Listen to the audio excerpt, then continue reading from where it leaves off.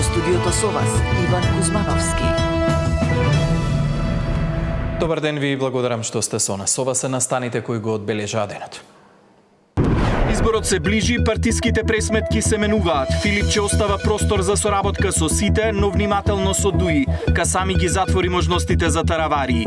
Истрагата за пожарот во дискотеката Пулс во исклучително важна фаза. Обвинителот тврди дека нема притисоци. Родителите од Кочани бараат неселективна правда. Апелација повеќе од двојно ја зголеми казната затвор за собственикот на Дурмотурс, 10 години затвор и за одговорниот за транспорт. Ново предупредување од Дурмиши, зголемување на цените ќе донесе нови мерки. Статистика бележи минимално зголемување на инфлацијата. Повторно црн чат над Ватикан. Продолжува гласањето за нов папа. Овие вести во живо информираме за предизборните коалиции, но и за истрагата во случајот Пулс во Кочани. Останете со нас.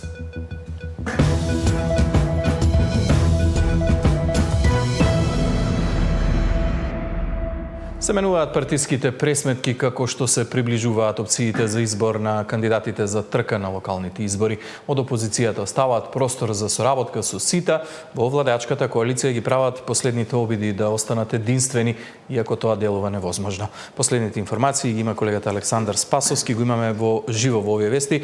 Александар, што се случува? Може ли да видиме и некакво изненадување во овие предизборни коалицирања? Иван, што се однесува до таравари, предпоставам дека изненадување би било доколку тој остане во владата, имајќи ги и неговите позиции, меѓутоа и позициите на неговите довчерашни коалициони партнери, имајќи ги предвид позициите кои што ги споделува ВМРО-ДПМН, може да се каже дека изненадување ќе биде доколку тој остане во владата. Неговото однесување, сите оние турбуленции кои што настана пред се во вреди, може би не ги забрза подготовките за локалните избори, но секако ги натераа партиските лидери да почнат да ги цртаат оние кругови на соработници со кои што би можеле да соработуваат на овие локални избори.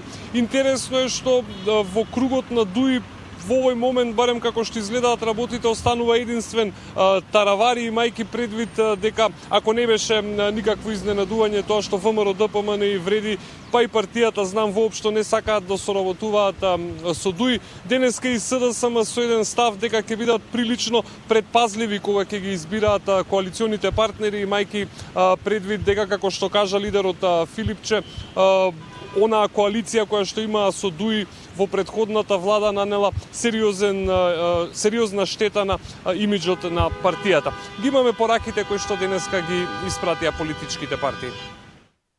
Опозицијскиот лидер очекува распад на владеачката коалиција, но не сака да се меша во односите меѓу владините партнери.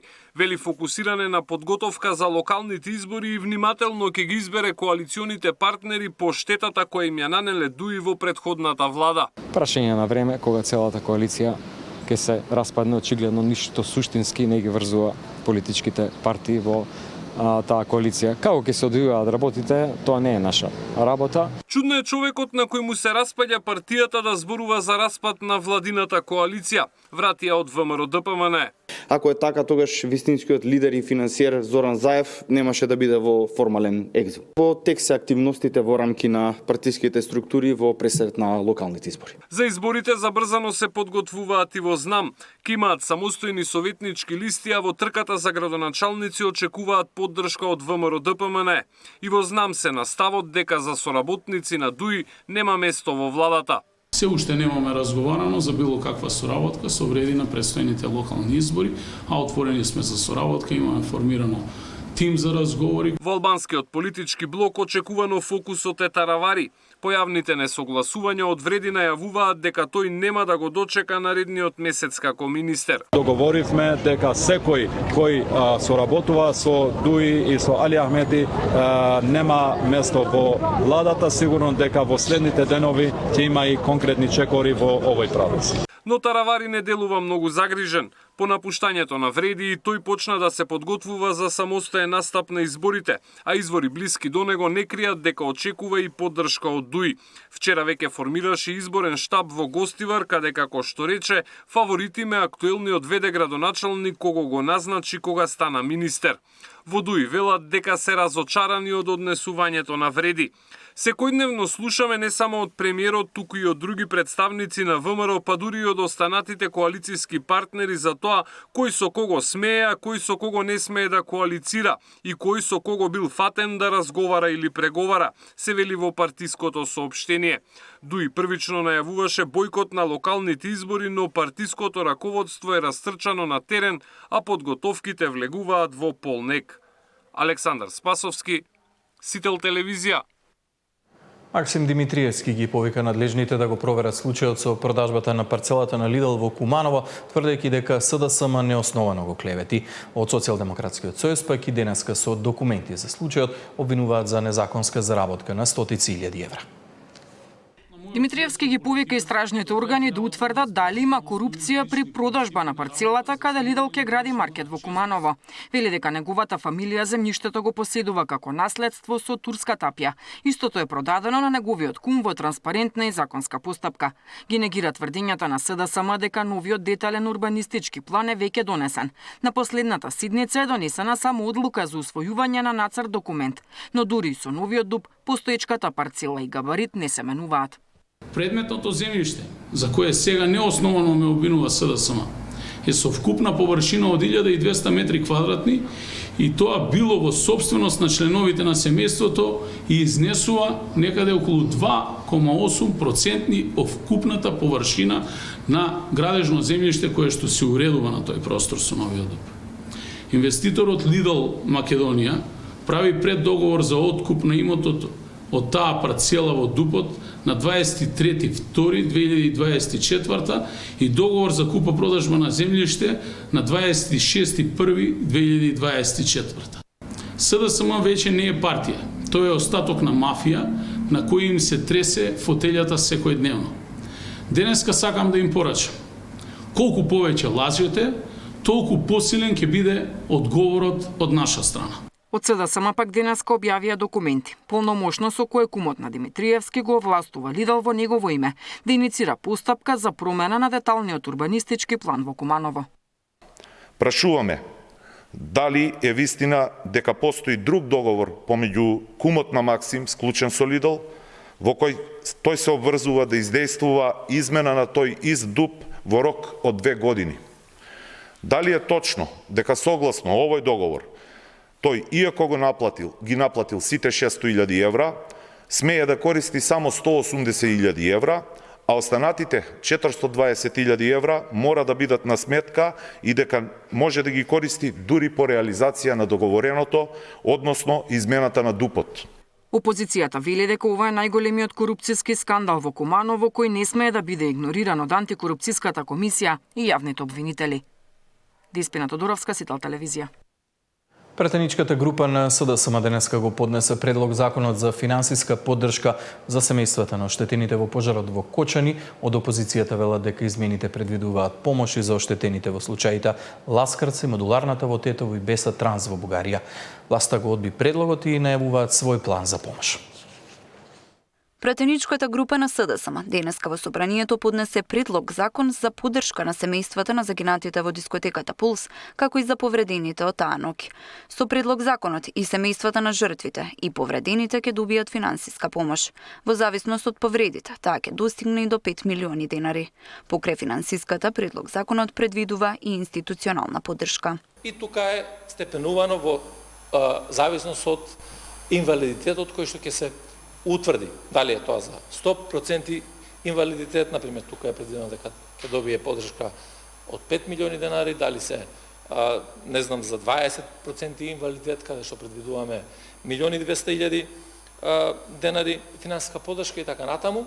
Вториот дел реков институционален, значи да имаме здравствена поддршка, да имаме социјална поддршка за овие лица, за оние кои што работат, да имаме поддршка и во смисла на работниот однос.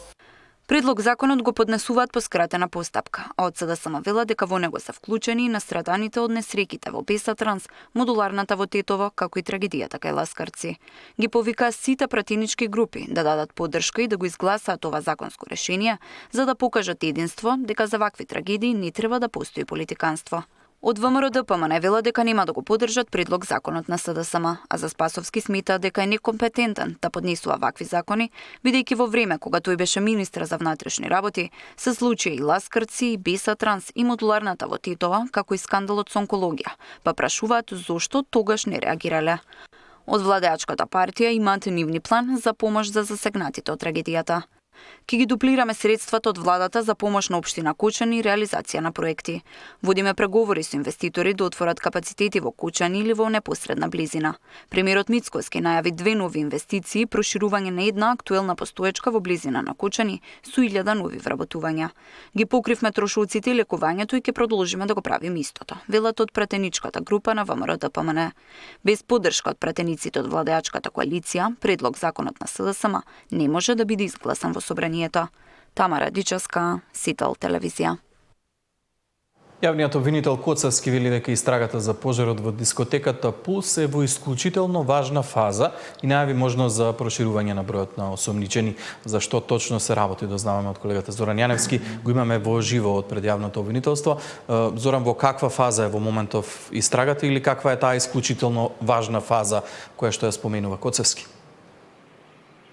Според изјавите на државниот обвинител Љупчо Коцевски, во моментов се испитуваат осомничените лица за трагедијата во Кочани, дел овде во Скопското обвинителство, дела во обвинителството во Кочани. Како што вели Коцевски, се прибираат и вештачења кои треба да ги утврдат причините за настанување на пожарот.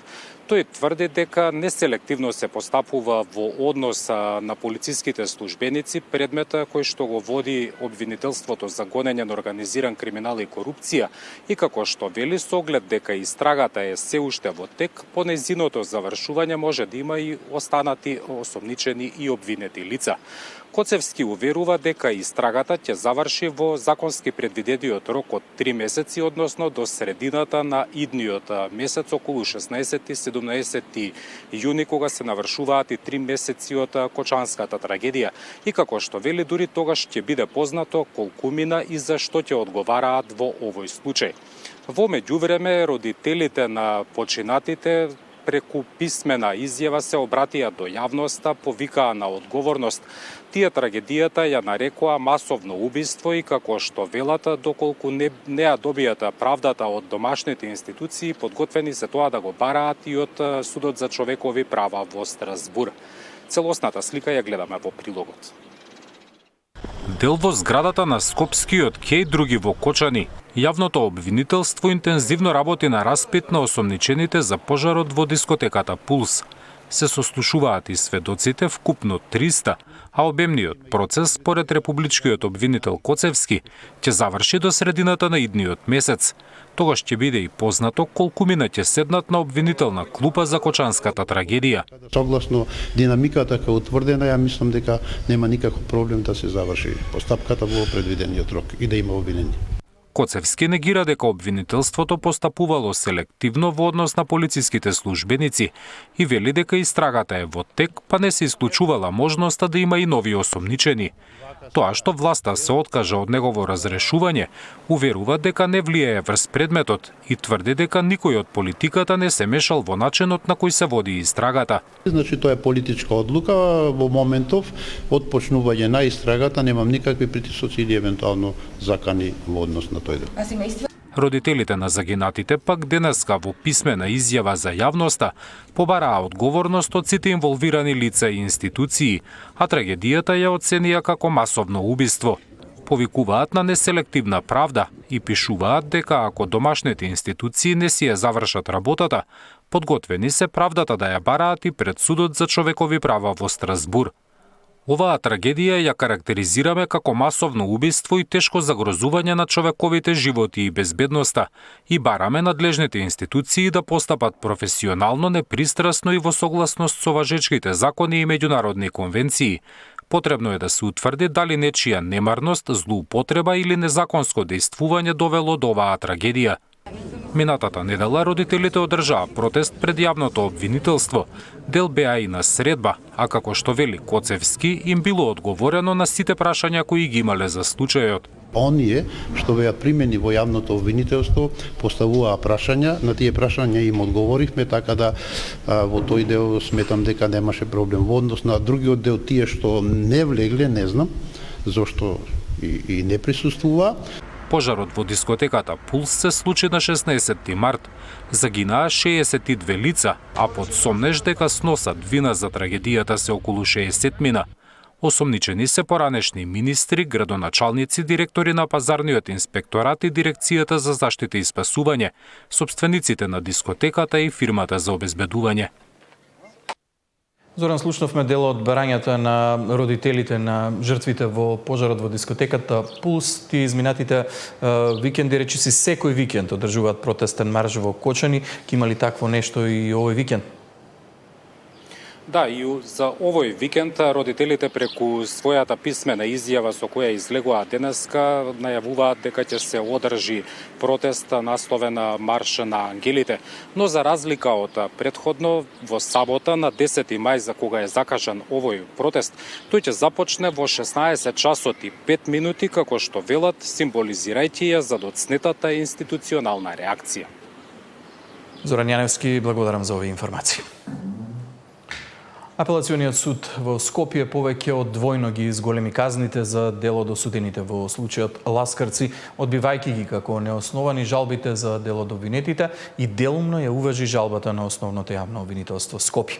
Судот им ги изголеми казните затвор на собственикот на компанијата Дурмо Турс, обвинетиот Дурмиш Белули од 4 на 10 години, на одговорниот за транспорт во фирмата Ремзи Мифтари од 6 на 10 години и од 5 на по 7 години казна затвор на двајцата вработени во станицата за технички преглед Игор Ѓоргиевски и Горан Дуковски. Казните на третиот вработен во станицата за технички преглед Јане Боваровски и на возачот на автобусот Мануел Трифуновски остануваат исти 5 и 14 години казна затвор. Јавната седница во апелација се одржа на 2 април годинава, а по спроведено советување и гласање на нејавен дел од седницата, пресудата била донесена на 17 април. Во автобуската несреќа кај Ласкарци во 2019 година загинаа 16 патници, а над 30 беа повредени.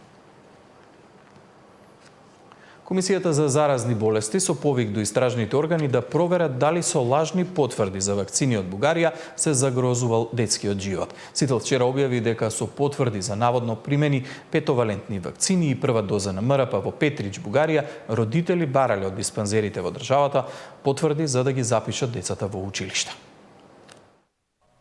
До Државниот санитарен и здравствен инспекторат се уште не стигнала пријава за наводно лажна вакцинација на деца во Бугарија. Како што објави Сител, во тоа се посомневале доктори од вакцинални пунктови во Скопје, кога родители им донеле белешки на обичан лист хартија, без никакви сериски броеви на примената вакцина. Од Комисијата за заразни болести, која е советодавно тело на Министерот за здравство, очекуваат сериозна истрага на надлежни институции кои треба да утврдат за што се работи. Доколку постои навистина оваква манипулација со вакцините која што се случува во соседна земја, сметам дека постојат истражни органи во земјата кои што треба сериозно да се занимаваат со ова, затоа што на овој начин сериозно се загрозува здравјето на децата. Може на оваков начин да се предизвикаат сериозни последици не само по здравјето, туку и по животот на децата и представува меѓу другото основа за тоа да имаме навистина детална истрага за да видиме што тоа точно се случувало. Сомнителните случаи со потврди од Петрич кон крајот на март биле разгледани и на седница на Комитетот за имунизација, откаде вела дека доставиле допис до Министерството за здравство, за да стапат во контакти со здравствени домови каде се јавиле ваквите случаи. Бидејќи нема можност да се утврди дали тие потврди за вакцинација во Петрич се веродостојни, Министерството за здравство ќе побара од МНР да стапи во контакт со Министерството за здравство на Бугарија. Ни одговорија од МЗ. Доколку навистина станува збор за лажни потврди, тогаш за лекарите ова е нелогично, опасно, неродителски за секоја осуда. Доктор Мехмедовиќ вели родители треба добро да размислат пред да направат ваква работа. За мене воопшто не е очекувано не ми е јасно која е родителската логика да го изложите детето на вакви опасности за да добиете потврда во која што се вели дека е вакцинирано, а всушност да не било детето вакцинирано. Наречи си сите потврди од Бугарија за кои се посомневале лекари во македонските диспанзери. Вакцината против МРП, чиј опфат во земјата е намален и во некои урбани средини е и под 40%. Сања Димитровска, Сител телевизија. Медицинска опрема вредна милиони евра не се користи и скапува во подруми, покажува ревизијата на Државниот завод за ревизија. Дури 32% од скапата медицинска опрема во јавното здравство не се користи доволно или фаќа прашина во подруми. Државниот завод за ревизија утврдил дека поради необезбедени кадровски и просторни услови, набавените апарати во вредност од 13 милиони евра воопшто не биле ставени во функција, а други кои се платени 5,5 милиони евра не се користат во полн капацитет. Станува збор за дијагностички процедури за кои многу тешко се доаѓа до термин. Анализата на ДЗР, која се однесува на периодот од 2021 до 2023 година, покажува дека од 9 скапо платени акцелератори за зрачна терапија на онколошки пациенти, кои чинат речиси 22 милиони евра, 5 воопшто не се ставени во функција, 2 на онкологија и по 1 во ГОП 8 септември и клиничките болници во Штип и Битола. Централизацијата на услугата доведува до преоптовареност на установата и персоналот, што може да влијае на континуитетот и квалитетот на третманот на пациентите, се наведува во извештајот. Директорот на ФЗО вели дека ова е резултат на непланска набавка на опрема години наназад и најавува подобро планирање за поголемо искористување на истата во иднина. Еден од акцелераторите на клиниката за радиологија е ставен веќе во употреба. Тој процес кој трае ставањето во употреба на ваков тип на опремата е најмалку 5-6 месеци, така да се надеваме дека добар дел од таа опрема ќе биде ставена во ред.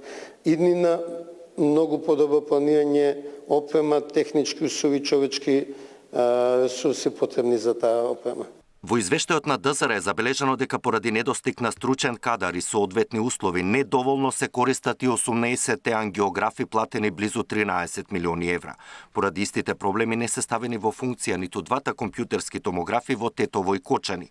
Недоволно се користи опремата во единствениот ПЕТ центар, каде се врши дијагностика за рано откривање на малигни заболувања, а пациентите со месеци чекаат термини. Ревизорите утврдиле дека во мој термин нема и реални податоци за користењето на апаратот робот вреден скоро милион евра набавен од клиниката за физикална медицина. Имало прикажано помалку услуги кон фондот и ненаплатена партиципација во износ од близу 250.000 евра. Во извештајот е посочено и дека нефункционалната опрема, вклучително и таа која е радиоактивна, се уште е во подрумите на клиниките и болниците и представува потенцијална опасност. Александар Динев, Сител телевизија. Ново предупредување од Дурмиши, зголемување на цените, ќе донесе нови мерки. Статистика бележи минимално зголемување на инфлацијата. Повторно црн чат над Ватикан, продолжува гласањето за нов папа.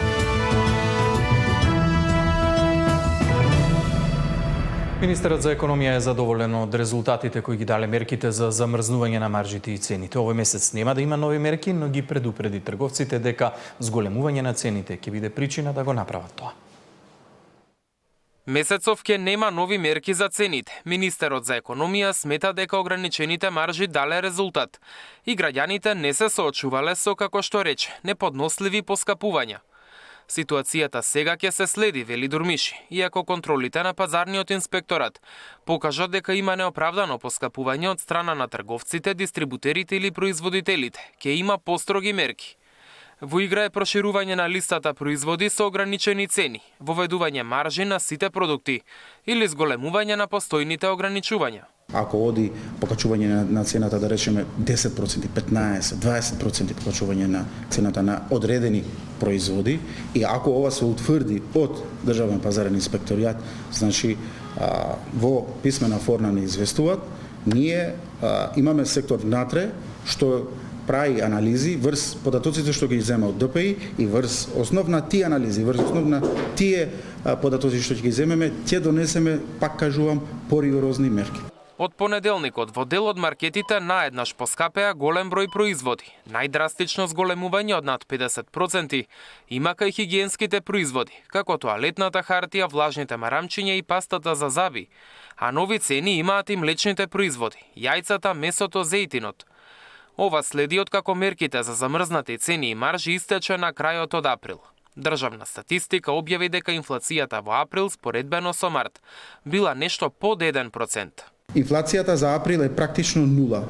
Во споредба со март имаме покачување само од 0,6% зголемување. Во споредба со април минатата година инфлацијата е 2,6%, што значи дека е не поминува 3% и е во стабилна фаза. Дурмиши најави дека се можни законски измени за да им се дадат овластување на пазарните инспектори да прават контроли и на зелените пазари. Мартин Арсов, Сител телевизија. Општина Центар доби нова градинка во населбата Пролет со капацитет за згрижување на над 170 деца во современи услови. Жителите на Центар добија нова градинка со модерни услови за згрижување на дечиња. Пролет е објект кој општината го почна пред 3 години, а денеска со представа на најмалите беше пуштен во употреба. Градинката има капацитет за 173 деца од предшколска возраст и јасли, со современи тоалети, туш кабини, простории за дневен престој, кујна и 9 занимални. Ваша е заслугата што денес го отвораме овој простор исполнет со боја, топлина и можности. Горда сум што над оваа приказна стои тим од посветени професионалци, воспитувачи, стручни служби, негователи, помошен персонал, кои секојдневно вложуваат љубов, знаење и грижа. Пролет не е само објект. Пролет е визија и вложување во иднината. Целосно опремен простор од 3200 метри квадратни за 173 дечиња, модерно, безбедно, топло.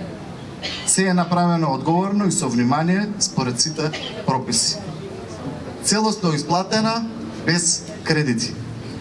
Изградена за 900 евра по квадрат под просечната цена. Герасимовски вели ова е само еден од реализираните проекти. Општината паралелно работи на доградба на училиштето Коле Неделковски, реконструкција на салата работнички, системот Smart City со поставување на околу 5000 паметни светилки низ целата општина. Мирена Давидовска, Сител телевизија.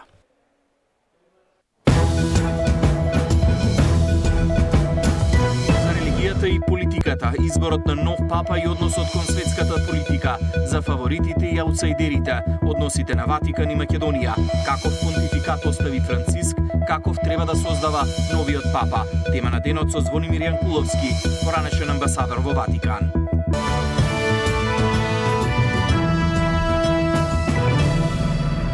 Процесот